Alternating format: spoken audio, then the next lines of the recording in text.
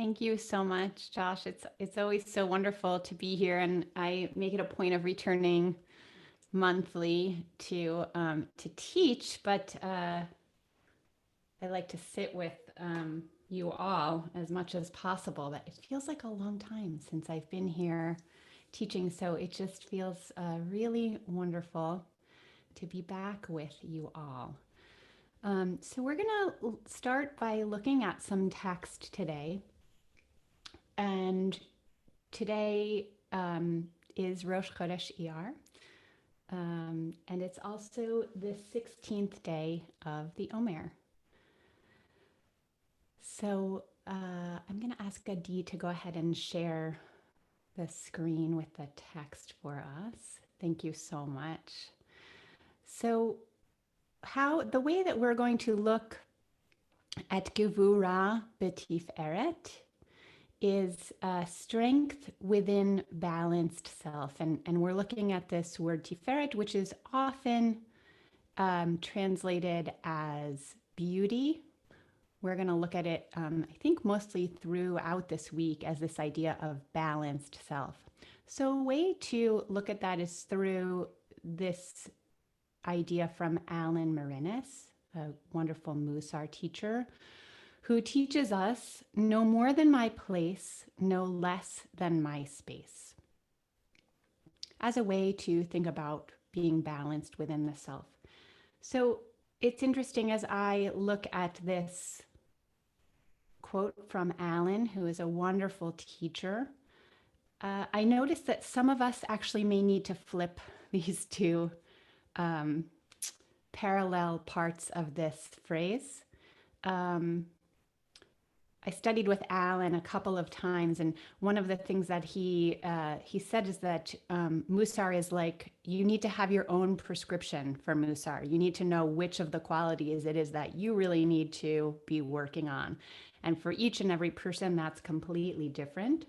So for some of you, you may need to put no less than my space first, if you're a person who doesn't generally take up as much space as they should. And for some of us, we need to start with no more than my place.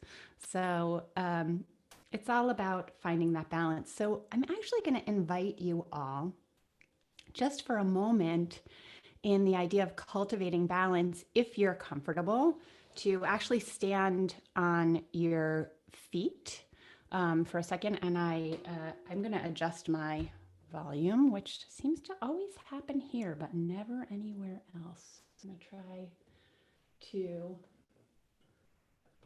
bring that up a little bit. Hopefully that'll help. So I'm going to invite you all to rise to your feet if you're comfortable doing so. We're going to do a little bit of work about balance in the body, and that can help us manifest that in other ways. So I'm going to stand with you. And I'll adjust my camera so you can see me, but you don't have to do that for yourself. So what I'm going to ask you to do is just notice your feet on the floor and spread them out a little bit and find them in alignment with your hips. So your feet just hip distance apart. We're just going to do this for just a little bit. And then notice, just kind of lean backwards a teeny bit and lean forwards a teeny bit. And then see if you can find the middle spot where you're perfectly balanced. And then once you do that, you may notice that on the regular, you may carry your weight more on one side of your body when you're standing. So then just lean a little bit to the right and a teeny bit to the left. And then find that sweet spot right in the middle. And just stay there for just 3 breaths, feeling that beautiful sense of balance in the body. Beautiful sense of balance there. Good. And when we really can feel that in ourselves, we can go ahead and sit back down.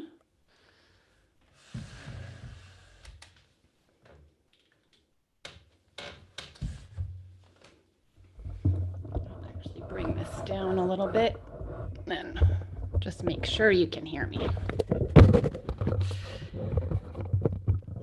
Okay. So we're going to go back to our text here, now that we've felt that balance in our bodies. And Adi, if you could bring that text back up for us, we're going to look at a teaching from Rabbi Nachman of Bratslav, and we'll go down to the English there. But for anyone who's interested in looking at the Hebrew, we will provide a link to the text sheet so you can see it later. So Rabbi Nachman of Bratslav teaches us about Gevurah through the image of thunder. And it's an interesting image because we don't see thunder, but we hear it. So just take that in for a moment. And he writes, or said, and the heart's crookedness is made straight, or you could think of this made direct, given a more direct route through means of thunder. As our sages taught, thunder was only created to straighten the crookedness of the heart. Thunder corresponds to the voice a person releases with great force while praying. From this voice, thunder is generated.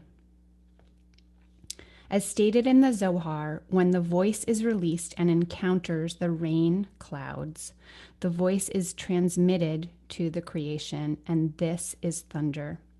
For thunder is essentially from Gevurot, from this idea of strength, Gevurah, as it is written, who can understand the thunder of his Gevurot, of his strength? This is the why, when hearing thunder, we recite the blessing, for God's might and Gevurah fill the universe. These Gevurot are an aspect of might and strength.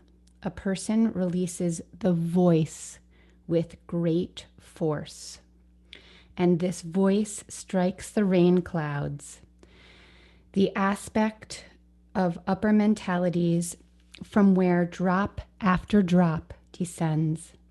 And when this voice strikes the rain clouds, then the voice is transmitted to the creation. This is the aspect of thunder.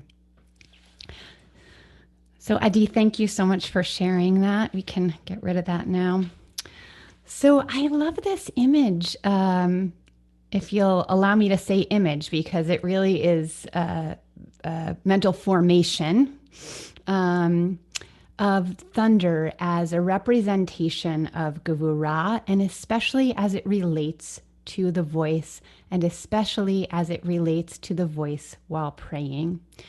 When we sit, we usually do so in silence, and that is a wonderful thing to do. I want to look today at this idea of thunder and thundering voice as Gevurah in the context of Tiferet, of balance, as we are approaching it, the splendor and beauty of balanced self. And hopefully we got just a little glimpse of feeling that within our bodies at the beginning when we stood today. A sense of no less, no more, that balance, when it comes especially to our voices, and discerning as to when to use Gevurah within our voice, when to use that strength within our voice in this manner. And I would extend that to not just when we're praying. Hopefully we always feel Gevurah, feel strength in our prayer, whether it's soft Gevurah or thundering Gevurah in our prayer. But when we interact on a daily basis with others, when to use that sense of Gevurah within our voices, and when to pull back and bring softness to the fore, and finding that balance. So we can think about when we leave the practice today, maybe not during the practice, but when we leave the practice today, think about how we are using our voices through the rest of the day, and hopefully doing so in a balanced manner. So we're going to sit now. And as we sit, I'm going to play the sound of rain and thunder to help us feel that sense of gevura. If having that in the background is distracting to you, you can just turn your volume way down. So it's really up to you. This is your time to find that the splendor of that balance within yourself, knowing exactly what your soul needs in this moment. And when we're done with our sitting, I will sing us out of our sitting. And then, of course, we will join together in remembrance. So, right now, I invite you to find a way to sit that is balanced. And you can do a little bit of what we did at the beginning, but in a seated way. So finding, maybe leaning forward just a little bit, leaning backwards just a little bit, and finding that center and balanced place in that way. And then leaning to each side. It's really nice to use your sitting bones as a great reference to feel balance in the body. And find that centered spot. And then noticing the boundaries of the body. Gevura is also, boundaries are also a way that we think of gevura, noticing where the body ends and where the external world begins. Finding a way to sit that represents that gevura, but a balanced gevura, one that also invites softness in the body. Sitting erect, but relaxed.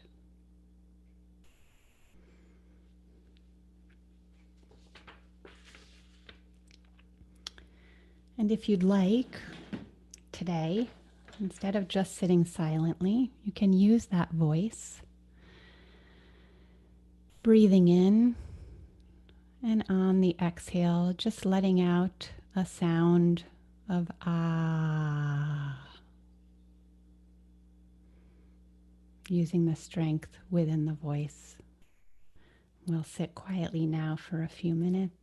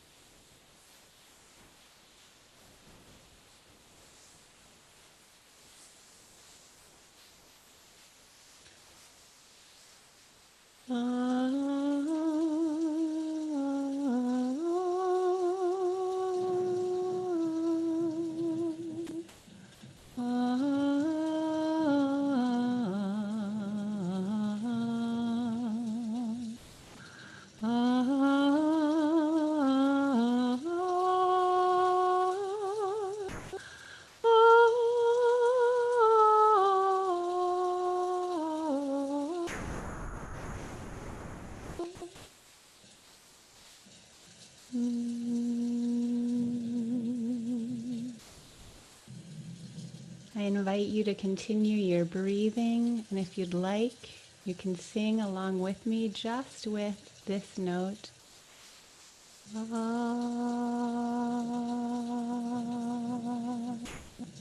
Naturally breathing in and every out breath and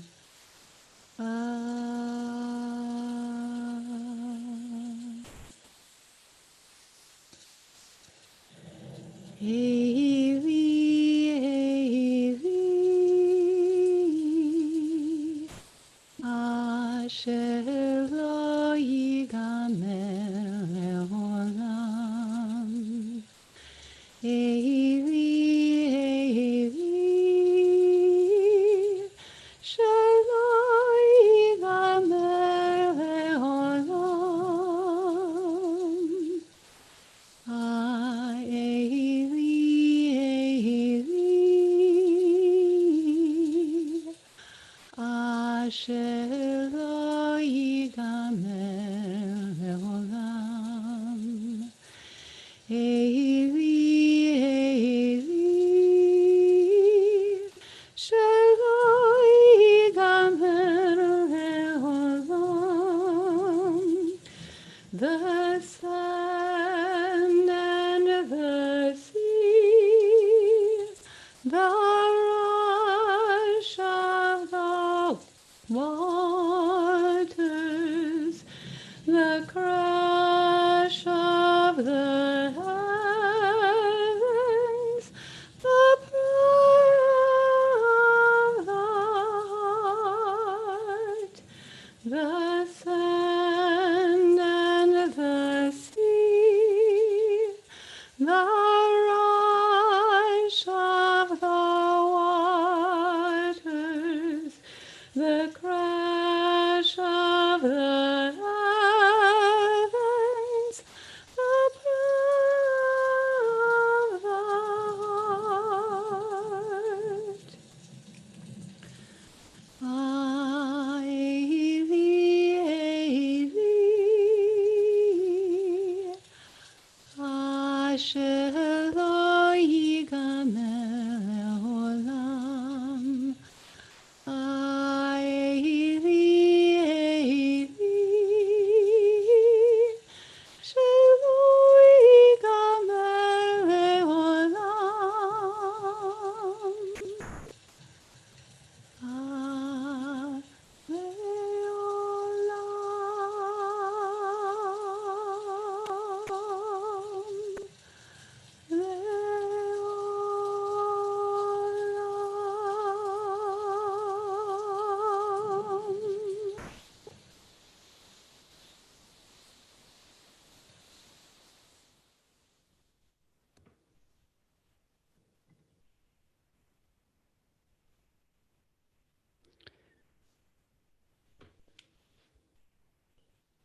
Right. Kerith, thank you so much. We are going to now put up the text for Kaddish, for Mourner's Kaddish. And those who would like to join us in reciting Kaddish, for those we're remembering, please feel free to unmute yourself and also to put the name of the person you're saying Kaddish for into the chat if you'd like as well. So please feel welcome to join me.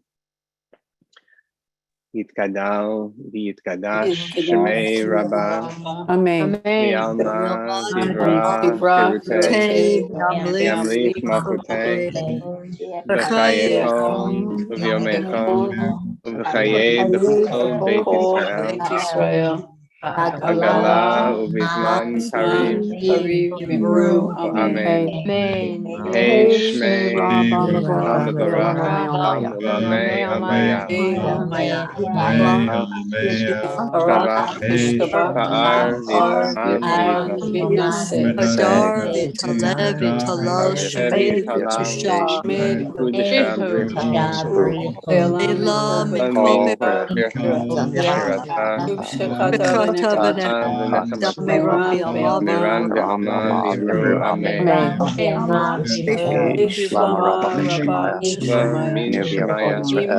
Hayim Aleinu Israel Imru Amen. Shalom B'Mamav. Shalom B'Mamav. Shalom Ya B'Mamav. Shalom. Kol Israel. Kol Yoshvei Tevel. Kol Yoshvei Amen. Tevel. V'imru Amen. Amen. Amen. Amen.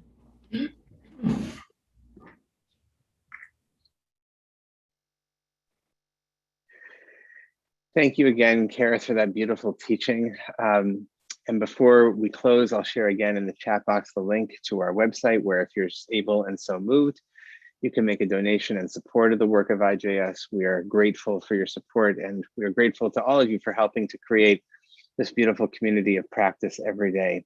For those who are leaving now, we wish you good health and shalom, and hope to see you again tomorrow at the same time. Those who would like to stay are welcome to stay here and ask Kerith any questions or share your reflection on today's meditation experience. Also, this recording is saved on our YouTube channel, and the link for that Adi will put in the chat box as well. All right. So, Kerith, I would love to hear more about. I was really struck by the notion of rain and thunder, and even Kol Adonai B'Koach, right, is language that came to mind, right, from the Psalms of the voice of God is in power. Tell me more about, if you can say more about how the experience of thunder and rain and how you sense that Gevurah Shebetiferet in there. Yeah, well, I came across this teaching from Nachman of Breslov, and what appealed to me about it is that sometimes when we try to access an internal experience, we can get a little bit caught off guard, lost, not really knowing where it is. But with something like thunder, it's there's a suchness to it, right? It just is what it is. And we've all experienced that sound, and maybe we do attach things to it. Maybe there's fear that's attached sometimes when children, because there's such a loud noise with it. There can be fear that's attached to it because it's strong, and there's an impact even though it's not touching us. So I just thought it was such a wonderful external image for us to experience, and that also that usually along with the thunder, when we experience it in the natural world, there's the rain, which has a softness to it, and that Gevurah, even when it's that strong voice of prayer, when it's balanced through this idea of Tiferet, that there's a gentleness, a softness, and a relaxation there as well. And as a singer, I think about even just this area. Anyone who's here, if you just want to take a hand and kind of just, one of the things that we learn from our voice teachers is that if our larynx is high up, causes like a lot of stress. And when we tighten up, and we think of Gevurah sometimes of like this, right? When we tighten up, that causes real problems. But if we can gently drop that larynx, we actually can produce more sound and more beautiful sound. So just another way to think about it. Yeah, there's a couple of comments here. Barb Truitt added, lightning is overwhelmingly powerful and is directed between 2 points. You will only see the lightning if you are looking in the direction of the lightning. Thunder fills the sky with sound and draws the attention of those who hear it. Thunder will fill your ears without effort, drawing your attention to your surroundings. Yeah, right. So these two complementary, and of course, and then you have the synesthesia at Revelation, right? When we look at Matan Torah, at the moment of the giving of the Torah, when the Torah says that the people saw the thunder, right, and heard the lightning, right? Yes. So fascinating. And then Penina, yeah, go ahead. Go ahead. At the end of this teaching, there's more to this teaching from Nachman Bratz. There's always more. So the end of this is leads to the voice of the shofar, of course, right? Which is has that very thunderous sound. So yeah. And also has these multiple dimensions to the quality of, like, which sound are we uttering, right? I mean, we could go other end of the year, right, for us, but it's no end of the year is ever too far in the Jewish calendar. There was a question from Leah Sauer here, and maybe Adi, if you want to put the Dropbox link again in there so people can see the text. But the quote about thunder and the crooked heart, I think, so that specifically that's from the beginning of the Rebbe Nachman text, right? I think. Yeah, so it says, and the heart's crookedness is made straight is the what it says here, but it's like stripped of its crookedness, or made simple, like simplified by means of thunder. So it's like the crookedness, I like this made simple, right? Because it's not putting like a value judgment on it. It's not saying it's evil, right? It's just a little off balance. Okay. And let's make it simple. Made simple by means of thunder. As our sages taught, thunder was only created to straighten the crookedness of the heart. Thunder corresponds to the voice a person releases with great force while praying. It's just, I find it astounding. There's so much in there, but I do think that we've all had external experiences that are jarring, that cause us to stop where we are, take a look at our surroundings, and find balance before we act. Wouldn't it be amazing if we didn't need that external jarring experience? And that's what mindfulness is about, is to create a sense in the self that we don't need that external experience to get there, to stop and notice and find that balance. But it's okay if that happens every once in a while, or if we have an external reminder. That's what a mezuzah is, right? It's an external reminder to keep that to keep our Judaism with us as we leave, as we enter. So all of those. Yeah, there's just one question here. Can we explain the terms tiferet or anava, right? And so, well, Kerith, I'll give you. We focus a lot on the gevura part, right, the strength part, but you want to kind of just comment on the tiferet or the anava piece. So I would definitely direct you to the piece that you received that is kind of guiding our practice for this whole week, the piece that you received from IJS, which connects Tiferet with Anava. Tiferet is splendor, beauty. Okay.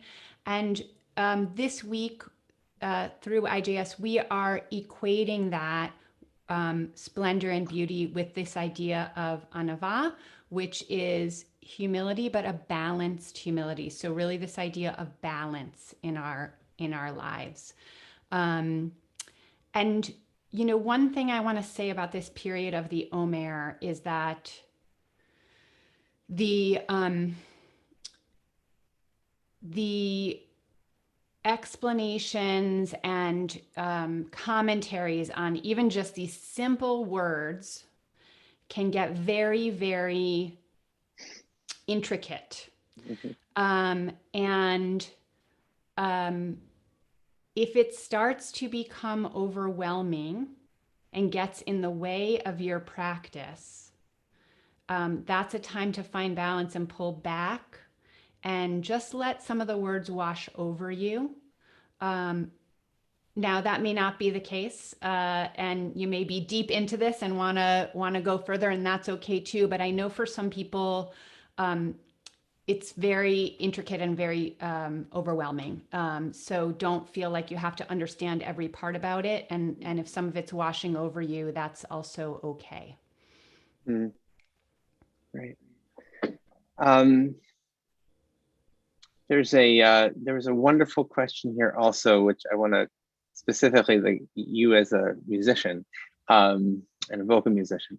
I was moved, this is from Lori. I was moved by your invitation to accompany your beautiful song, which, and also if you can just footnote the tune for Ailey Ailey, where that was from. But anyway, for us to sing an ah on a single note. Would you please speak to the idea of vocalization and vibration in our own chest as a tool for finding Vura within a greater Tikra? It's a beautiful question, Lori.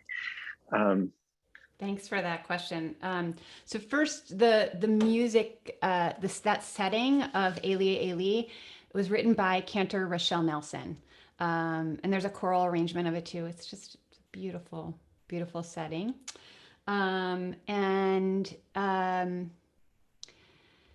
Yeah, this idea of the ah and finding that resonance.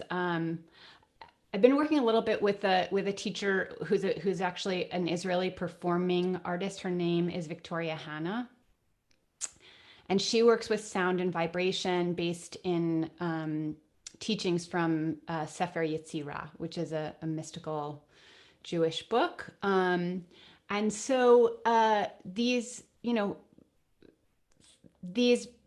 finding our bodies vibrate through sound, and it is a wonderful, wonderful thing. People are very much missing making sound together, right? It's different. One of the differences of not being with you is that my voice doesn't vibrate you, and your voice doesn't vibrate me when we sit together, and our voices together don't vibrate with one another. People are missing that experience. It's a very visceral experience. Mm-hmm. So I wanted to offer something simple to us as a practice that involved the voice, finding strength within simplicity, right? And that idea of making the heart simple, making it stripped of anything, and finding that balance. And just a simple ah, we can find strength and balance within very, very simple acts. And when you're finding yourself unbalanced, maybe just finding a place to say ah, mm-hmm. or sing ah, just a few times. Thank you.